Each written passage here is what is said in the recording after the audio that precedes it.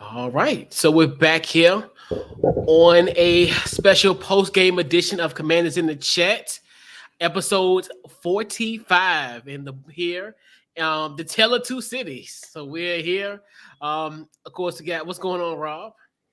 Well, my voice, my throat's a little scratchy. Sitting in Yeah, here yelling for the last 3 hours, both good and bad. But overall, fun day. It was a fun game. yeah, absolutely. And we got a special guest. I got Andrew from the Jaguroar Podcast. What's going on, man? Hey, what's going on, guys? Thanks for having me on. Congrats for the win. Hey, whew, y'all made us work for it though. Definitely appreciate it. Y'all made us sweat to the very end. So we'll go around the horn, fellas. Initial thoughts on this 28-22 victory of the Commanders over the Jacksonville Jaguars. I'm gonna go with you first, Andrew. Your initial thoughts on this game. Yeah, I mean, it was an exciting game. The first half for the Jaguars was not a good one. Couldn't get really the offense going. Couldn't punch the ball in the end zone there. So you guys played some really good defense. We end up missing a field goal that was an easy field goal for most place kickers. Below 40 yards, about the 37-yarder. So that was a little frustrating for the Jaguars, but as we all saw, they made an adjustment. They came out, they gave the ball to James Robinson, who had 2 touchdowns in that second half. Had a rushing touchdown and then a touchdown catch. The defense came out. They were hungry. Trayvon Walker, he had a great interception. I mean, it was so he's really showing some things, out on the field for being a number one pick. So I think the Jaguars coaching staff and fans are really happy about that. And the secondary looked pretty good. Tyson Campbell had an interception there, but then of course that last touchdown catch by Dotson, I think he probably wants that one back, but what an incredible catch. So an exciting game. I'm not super disappointed. I just think there's some changes we need to make, an improvement, but a real exciting game. Yeah. Initial thoughts, Rob, on this on this win. We should have lost this game. I'm gonna be completely honest. Jaguars should have won this game very easily, I might add. I put in my initial thoughts at halftime. I tweeted out that this defense they got very lucky with missed opportunities by Trevor Lawrence. A couple overthrows. One, I can't remember if it was if it was Travis Etienne or Brian Robinson who he overthrew on the wheel route, wide open in the end zone, easy touchdown. And then the fourth down drop to Travis Etienne probably would have made it. I think I know St. Juice was in pursuit. I think he was pretty. It would have been a fight to the end zone, but I think Etienne would have probably gotten it. And it's just a lot of miscues that our defense, that more experienced players, more vet players, especially when we're talking divisional round games, the Dak Prescott to Ezekiel Elliott, Jalen Hurts. Now we have to deal with AJ Brown, stuff like that. We can't rely on that every single game. Yeah, I definitely agree with you on that one. I think more so, I'm gonna look at some of the positives of it. Obviously, I love the crowd that that was a loud, ruckus crowd, and that's and everybody was even saying that, commentators, even people that's actually was at the game, pretty much said this is a different energy compared to what they've seen in the past. So that's somewhat of a good start with that. Like you said, this is a situation where there are going to be games where, hey, you're going to win some games, and then some games you don't deserve to win. This was a one, like you said, I definitely didn't deserve it because of the fact, especially considering the fact holding that 14-3 lead and pretty much just holding it and not like kind of, just not, running the not running it, but as far as not essentially just like punching it in and pretty much let Jacksonville get it, sneak in through the back door. And that's going to happen. I think the thing is that they weathered the storm. I think that's the biggest thing about it. Where even in a victory like this, it shows me a lot about how this team could come back in somewhat of a mental makeup. Like we talked about Carson Wentz, this was mental test number one, and for him to actually rise above it and handle adversity is something I'm really, really, I'm really loving what I'm seeing so far. Like you said, even though I know we talked was like, oh my gosh, like what's going on? Like this man is just like he's blowing it, but he redeemed himself. So that's one thing where you're hoping, like you said, even to your point, Rob, where when we have divisional games, when we're against, like Phillies, the Dallas, the Giants, when our backs against the wall, this is kind of one of those things, an experience that we kind of lean on, even, so this is the thing that, this was a good thing. It's a test because it's never going to be easy. That's the thing, and I know when, not us, but just, our commander content, and fans as well, when the schedule came out in May, they're like, oh, this could be a walk in the park. I'm like, no, not necessarily. It's the NFL. Like there aren't cakewalks. I mean, there are some blowout, so it's some blowouts from time to time, but this professional football, like it's nothing's gonna come easy. And the other thing I'm just concerned about the health of Fitz Adrian Mathis and also Jonathan Allen. And that's where, Rob, I told you I beat this like a dead drum, and I'm gonna keep doing that. Like I was always concerned about them not shoring up that defensive line. I've always said they need to acquire a little bit more depth, especially when you lost a guy like a Tim Settle and Matt Ioannidis, and you really only replace him with Fidarian Mathis. And I'm like, this is another thing where I'm like, this could bite us in the butt down the line. But like you said, tonight we'll take the victory. And, but yeah, like you said, this was but yeah. So so the next thing I wanted to discuss, fellows, was essentially, so how was the game won, but more so in Andrew's case, how was the game lost for the Jacksonville Jaguars? Yeah, penalties number would be definitely up there. I mean, I think we gave up probably close to 100 yards in penalties. I don't think it was quite 100, but it was close, probably 80 plus yards in penalties.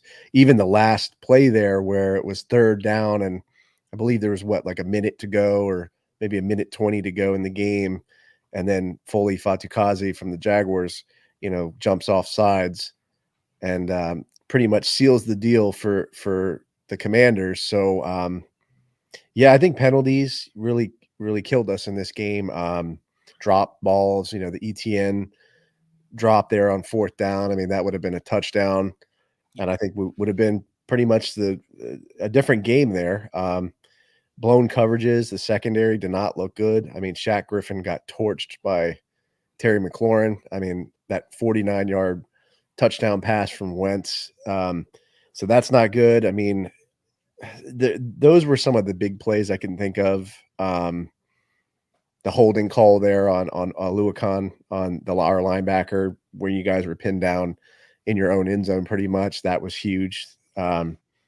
So yeah, I mean, I think we just need to clean up our football play there. Kind of shot ourselves in the foot, but you guys also had some amazing plays as well. I mean, Curtis Samuel, I mean, what a game. I mean, just played amazing. Of course, Jahan Dotson, amazing catch there at the end to win the football game. I think he's really proving himself, being that first rounder out of Penn State. And I think you guys are going to have a really good wide receiving core. I mean, you guys paid McLaurin, you extended him, and he's showing his value. So it'll be exciting to see how you guys do the rest of the season. But it was a fun game, and I enjoyed watching it. What you got, Rob? How was the game won for Washington? Two big things: resiliency on the part of Carson Wentz. I started the game off very strong. First two drives, touchdowns. First time that this team has ever had two straight touchdown drives to start a season since 1991. Also, the last time this team won a Super Bowl. First time since 2015 when Kirk Cousins did it to throw 4 touchdowns in a game. And then he turns around and throws 2 really bad interceptions. The first one, I think it was to he was targeting Jahan Dotson, and he just stared him down the entire time, did not look away from him at all, was just stargazing into his eyes. I think his Carson Wentz's wife might have been a little jealous how hard he was looking into his soul. And then the second one, it's they said on the broadcast that you have to see Walker's jersey, that teal color come out of nowhere. But I mean, that was just a hell of a play. I don't know if Wentz really could have done anything differently to avoid that interception, because he jumped out at literally the last second. I think even a millisecond later, it would have been just a tip pass, incomplete, no harm, no foul. But then he comes back right after that and gets those 2 touchdowns and the game winner to Jahan Dotson. Other big thing, we talked about this, Coach, me and you last year during that 4-game winning streak, time of possession. We won the time of possession game 32-57 to 27-03. I think that second drive took just under 10 minutes. I think it was around 8 minutes, somewhere around there. But to Andrew's point, the penalties did help us a lot. Jacksonville, 13 penalties for 90 yards. So it was very close to 100 yards. Washington only giving up 6 penalties for 63 yards. And it really just came down to Carson Wentz believing in himself, not really just having that short memory that cliche that everybody talks about. You throw a pick, you give up a fumble, you come around, you turn around, you come back out, and you forget all about that. And that's what he did. Yeah. I think, honestly, I think how this game was won, I think after the interception, and like you said, hell of a play by Trayvon Walker. He's going to be one. Oh, man, he's going to be – I see why they got him as number 1 overall pick. He showed today, like, he illustrated the reason why he was the number 1 overall pick. That ability, like you said, that was a quick strike, and it's one of those where I won't really mad about that interception, because it's kind of one of those things where it's just like it's an instinct thing where it's like you didn't think he was gonna be there, but that just shows you the range of Trayvon Walker, which a lot of people did discuss during the draft. So you actually seen his range and his athleticism being displayed on that play. I think that was kind of the stepping stone and I think what that ended up leading to was that 49-yard touchdown pass for Terry McLaurin. I think that's what the moment where it's like, okay, we're going to be okay. Like, calm down. We'll just take care of business. Yeah. But then but obviously I think that Jahan Dotson touchdown to seal it, because normal, and you know how it is, Rob, when it come down, it's a minute and some change left to go in the fourth quarter. Yeah. You're only down by 2. Oh, you know what? Let's just kick a field goal. No, we went up there and we scored. And I have not that mythology has been absent from this organization. Normally, it's the safest, the conservative thing to do. Oh, well, let's just throw a touchdown. Let's just kick a field goal so we'll be up by 3. By a point. But that's the beautiful thing about it, because just imagine if we would have had Jacksonville up by a point. They could have went down there and scored and kicked the field goal and beat us. Yeah. But then we had to make sure that they had to score. And I was like, this is just something, this is like, it's unreal. Like, it's to a point that it's like, okay, now we're starting to become, we're not as conservative as in nature how we used to be. And that goes like kind of how we talked about it. We said, as far as having Carson Wentz, well, we can kind of take those chances versus in other situations, other scenarios with the quarterback position. So, yeah, and that was the crazy thing is the two hiccups by Carson Wentz. It wasn't him taking chances. It was just dumb luck. The first one was literally just him staring down the receiver way too long. Yeah. The second one is just a great athletic play by Walker. There's not really you could have done about it. But that 3rd and 8, I remember right before the play thinking 3rd and 8, it's Carson Wentz. It's going to be a check down, probably gain 5-6 yards, kick the field goal, and hope that our defense decided to play, which which D-line actually did decide to play late in the game. They were non-existent throughout the entire game. They decided to show up the last 2.5 drives, which good for them. It's about time. Yeah, big time. So let's see. We got to give out grades for the performance. So first, I'm gonna go with you, Andrew. What do you give the Jaguars on offense? I'd give them I'd give them a B minus. I think I wish they had gone to Robinson a little bit earlier in the game. I think they were a little hesitant just because of that torn Achilles to give him the ball as much.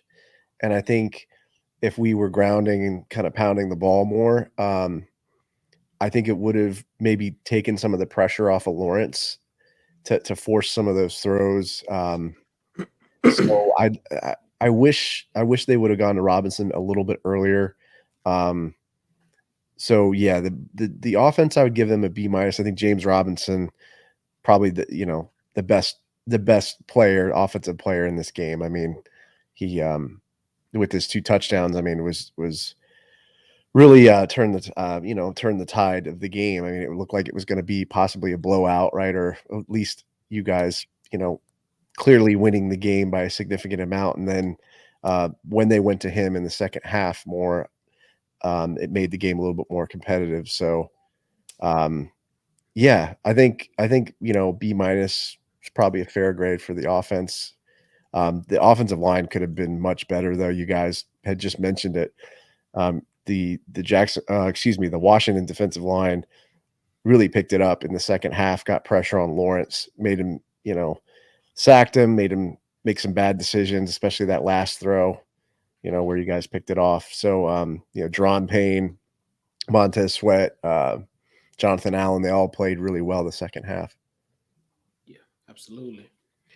Rob, what do you give this Commanders offense?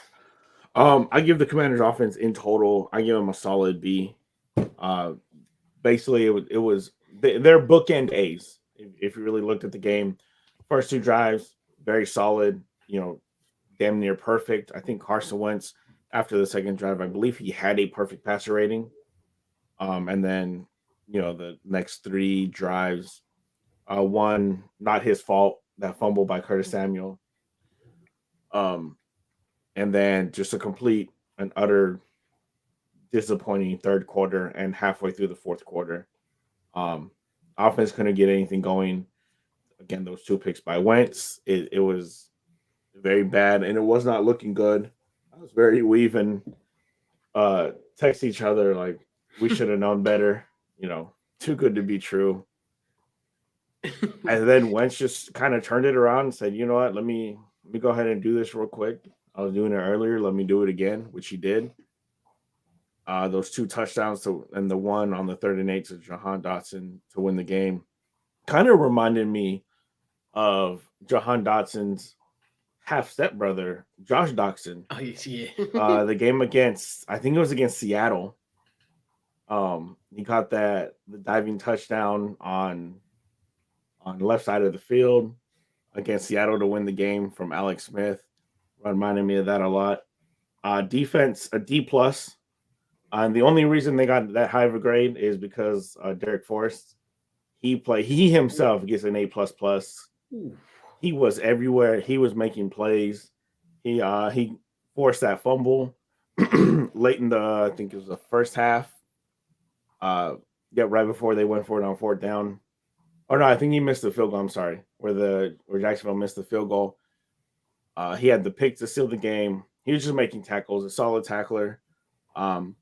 The one, not even a bonehead move, but he did get flagged for unnecessary roughness, which, if you look at the video, he did what he was supposed to. He turned his head. It was Brian Robinson or Travis Etienne who lowered his head. So I'm not sure what you expected him to do on that. He's the only reason I bumped the defense up to a D plus. Linebackers non-existent. Jamin Davis made 1 good play. I think it was negated by a penalty. Cole Holcomb got burnt. Jamin Davis got burnt a lot this game. I'm not exactly sure what the thought process was in putting Jamin Davis one-on-one against Zay Jones. I'm not an NFL head coach, and even I know you shouldn't do that. He also, the overthrow in the first quarter by Trevor Lawrence. He was Travis Etienne ran that wheel route, overthrown by Trevor Lawrence. Jamin Davis was in coverage. He was about three and a half steps back. Cole Holcomb was very non-existent in this game. Just a lot of big plays up the middle of the field. Secondary as a whole, Kendall Fuller, trash. I don't know. I mean, I don't really know what to say about him. I said this last year, that Kendall Fuller is probably one of, if not the best slot corner in the NFL. You put him against a slot receiver, he can lock them down. He showed that the last 2 seasons. You put him on the outside, he's going to get burnt 3-4 times a game. William Jackson, trash. We know that. We've known that since last year. Other than Derek Forrest, our secondary is very suspect. And I don't see this team, because when you start playing Dallas and teams like that, you're going to have to put up maybe 35, 40 points a game, because this defense is not stopping anybody. And I don't think this offense right now where they're at can score 40 points a game. Yeah. And Andrew, what grade did you give your defense? Yeah, I would give them a B. I think they did pretty well, but there were some plays towards the second half, especially that Aluakon holding call that was pretty bad. The secondary, blew some coverages, especially with that Terry McLaurin 49-yard touchdown catch. Shaq Griffin got burnt on that coverage. So, yeah, I mean, there were some great plays by Trayvon Walker, like you said, the interception, the Tyson Campbell interception as well. But there were some plays that kind of sealed the deal for you guys, so as I mentioned. So the defense, I would give a B. Special teams, I would give probably a C, because they missed that field goal within 37 yards. That's pretty standard. If you're an NFL kicker, you got to be making anything. You got to be making 40, 45 yards pretty consistently. And if you're missing below 40, that's no good. So, he redeemed himself, Patterson. He hit that second field goal there. So yeah, I would give them a C. Yeah, I want to. This offense, I think I want to give them a B minus. I just think, like I said, the fact that because this is the most points that we've scored on an opening game since 2012. So I gotta at least give them a high grade for that. Which is bad that we accepted 28 points as if like it's like the greatest show on earth, but that's just us. That's just how we roll, unfortunately. The Carson Wentz, the 4 touchdowns, but then also mitigated by the 2 interceptions. Like we said, we kind of, talked about those interceptions. And I just like the fact that everybody was involved, compared to how we were last year, where it was Terry. Versus now you see where the ball's being moved in multiple phases. Obviously, Jahan got there 2 touchdowns. Curtis Samuel, seeing him doing his thing, and then also, and we're funny because we talked about where Terry was really silent, but then he made by far, I think, one of the biggest plays of the game. And that's the thing about where I like, and plus 2, considering the fact the weather condition as well. So that's another thing I'm thinking where this is something going forward could be good. Obviously, it didn't rain during the game, but there was still some, it was still like somewhat of a, it wasn't the ideal field conditions to say the least. So this was kind of one of those games where we thought, hey, more of a heavy dose of running, maybe some short intermediate passes.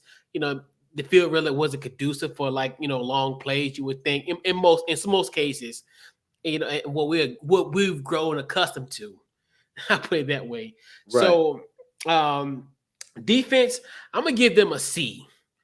I think this is a simple fact of I think one of the biggest, the linchpin. I think the third down defense was great, 3 for 12, and that we always and this is the week we don't have to highlight how the game was lost because the other team, they went 8 for 8 on third down conversions.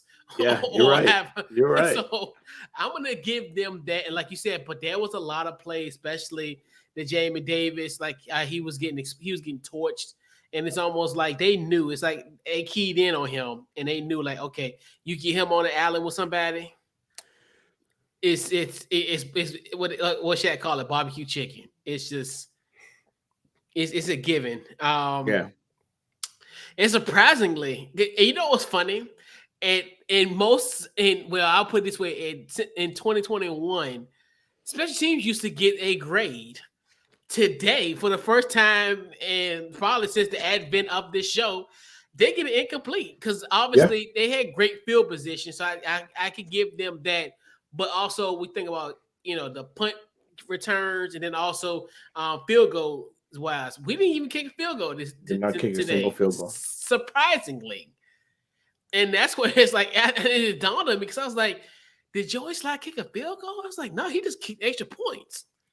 Like, wow, like I like I said, I don't want to get too excited because I don't. Right, it's almost like I don't want to get my hopes up because I'm like, this is the kind of game that I've always said for years. Like, if Washington can score 27, 28 points, they can be in games. Because we even said that even last year, like even with the offensive disparities that we had last year, but that's the thing where you just it's crazy. But I mean, for us to score 4 touchdowns, I mean, it speaks to just how putrid our offense is. But it's just like it's hey, we'll take it. Some people throw away table scraps. We'll eat them because hey, we don't get these opportunities too far in between. So we'll take it. Yeah, but the thing is, like you said, try not to get too hyped. If you would have told me Carson Wentz threw 4 touchdowns and we only won 28-22, clearly there's cause for concern there. Throwing 4 touchdowns, you should be, especially with how the game started. Yeah. No reason that game should have been as close as it was. Yeah. But again, the line or the Jaguars shot themselves in the foot, unfortunately, plenty of times. Yeah, and then another thing too, kind of the point too, even and with them committing 3 turnovers, generally 9 times out of 10 we would lose a game of that nature. So that's one of the things where I think going forward, if we clean that type of stuff up, then there could be situations where hey, we could capitalize. But those three turnovers are horrible. Like you just can't do that. You just and expect to win week in and week out. Like I will say, Trevor Lawrence, that dude's gonna be a problem for years to come. The way he carved up, and mind you, it's our defense, so it's not anything. Not like he just did this to the Steelers, but just the way he dissected the defense for most of the game. Yeah. Basically inside the 20s, dude was he was near perfect.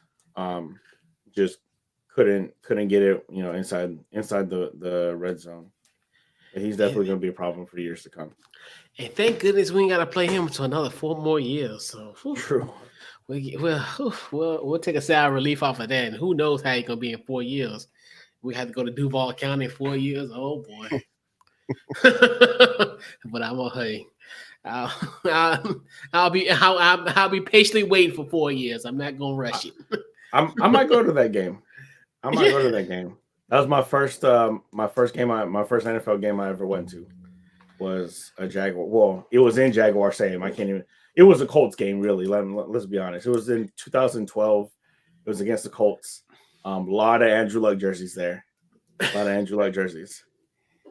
Yeah, they haven't won since 2014, man. Like we were kind of, I don't know. I was thinking maybe we could relive that last game of the 2021 season when we embarrassed Carson Wentz.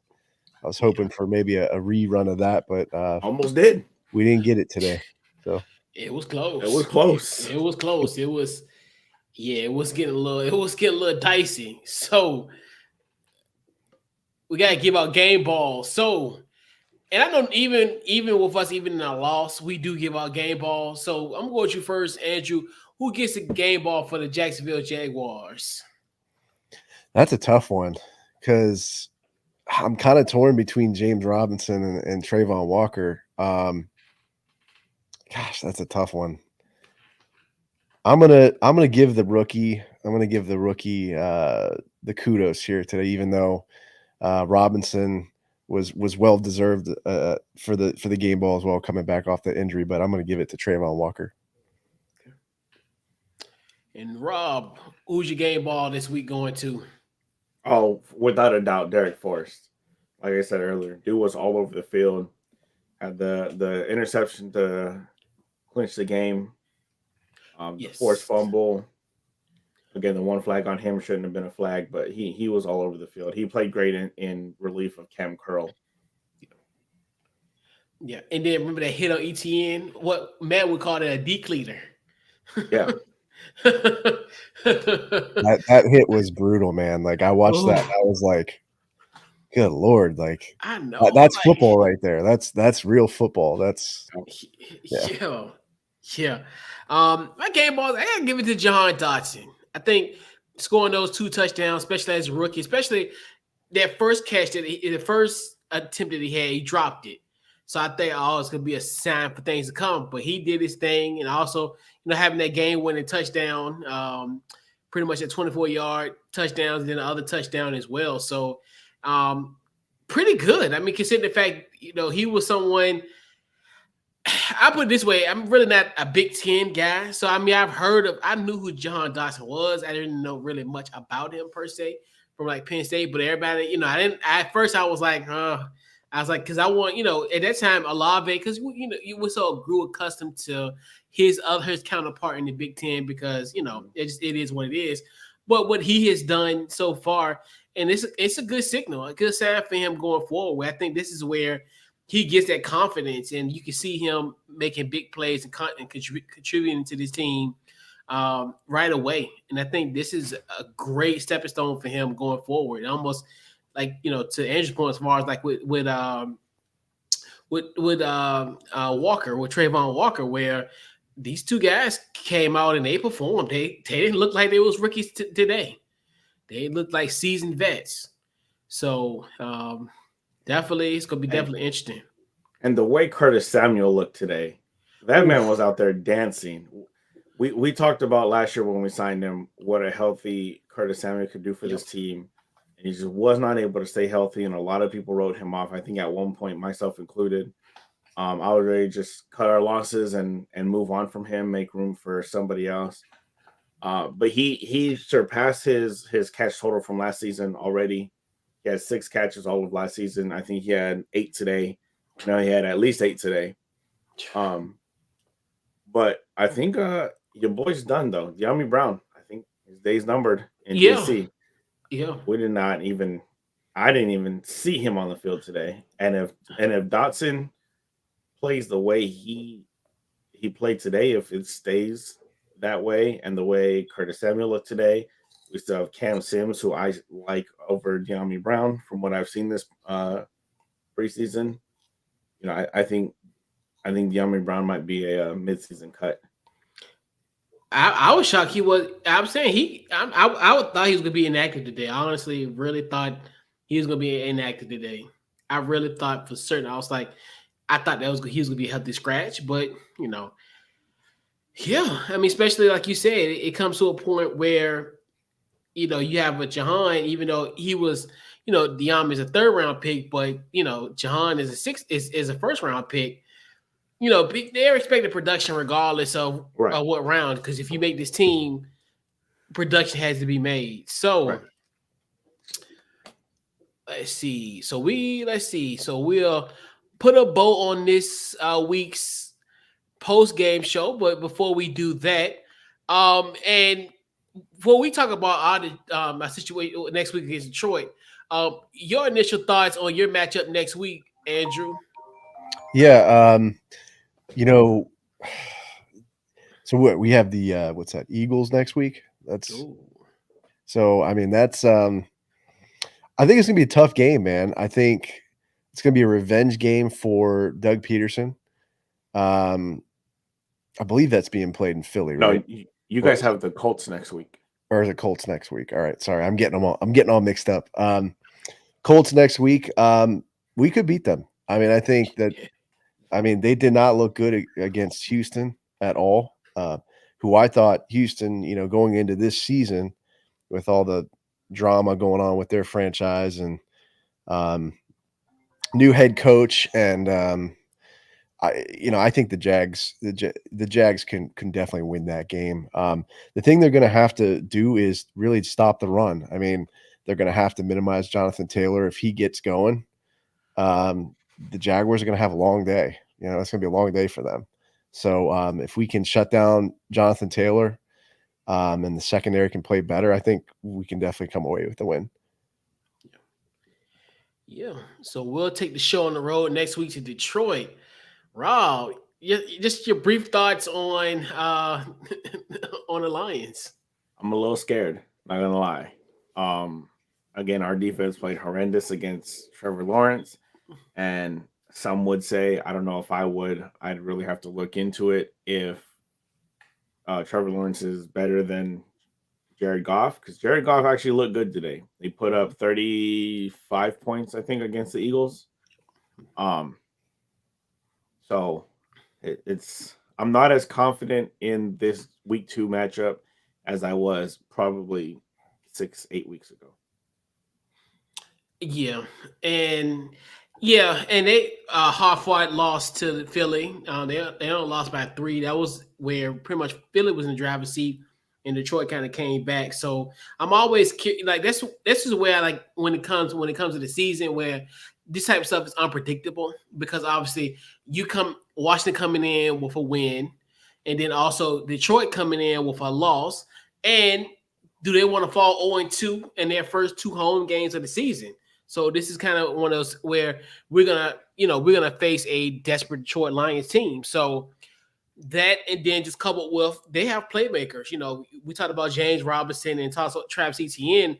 DeAndre Swift had a hell of a game today. He had 144 yards and a touchdown, and like you said, Jared Goff, he did pretty well. And now, we talked about going against the number 1 overall pick. Now we're gonna go against the number 2 overall pick in Aiden Hutchinson. So, so this is it could be eerily familiar for us in this matchup. And Detroit has been a house of horrors, and we'll probably discuss that as we preview this matchup this coming week. But it's like you said, it's just not like I said, people thought these gonna be some easy games because they were at these 2 teams were the 2 worst teams in the league, but that was in 2021. A lot has changed since the end of January or the beginning of January of this calendar year. So a lot has changed, and like you said, there's no easy wins in this league. So definitely looking forward to going on the road and seeing what we can do,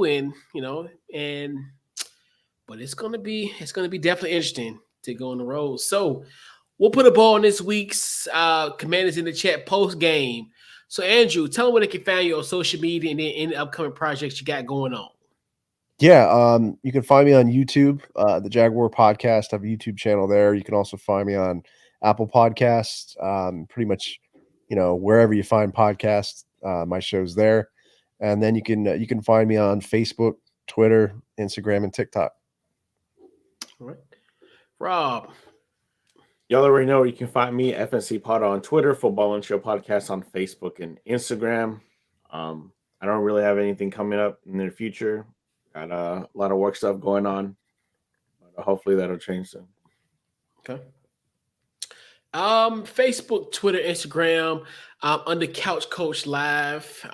Pretty much get your podcast anyway. Get your podcast, Apple, Spotify. We're there, and then also follow us on social media at Commanders ITC. Pretty much anywhere: Facebook, Twitter, Instagram. We're on there as well, and then also the podcast anywhere that you get your podcast as well. So we'll, definitely a great start for the Commander season at this point. So. Definitely, I'm looking forward to it. So this will be a good win, something that we can go to the work week and be, you know, have a little bit of joy. And then, you know, then it's a short turnaround and on to Detroit. So great win tonight. Now, in the great words of Bill Belichick, on to Detroit. On to Detroit. Yeah, congrats, guys. And, you know, I've enjoyed the victory Monday. Yeah, most indeed. And, hey, y'all probably get it next week. So, hey, definitely a great game. And y'all really know how to put a scare in somebody. But yeah, so this wraps up Commands in the Chat, man. We'll catch you guys next week, and we're out.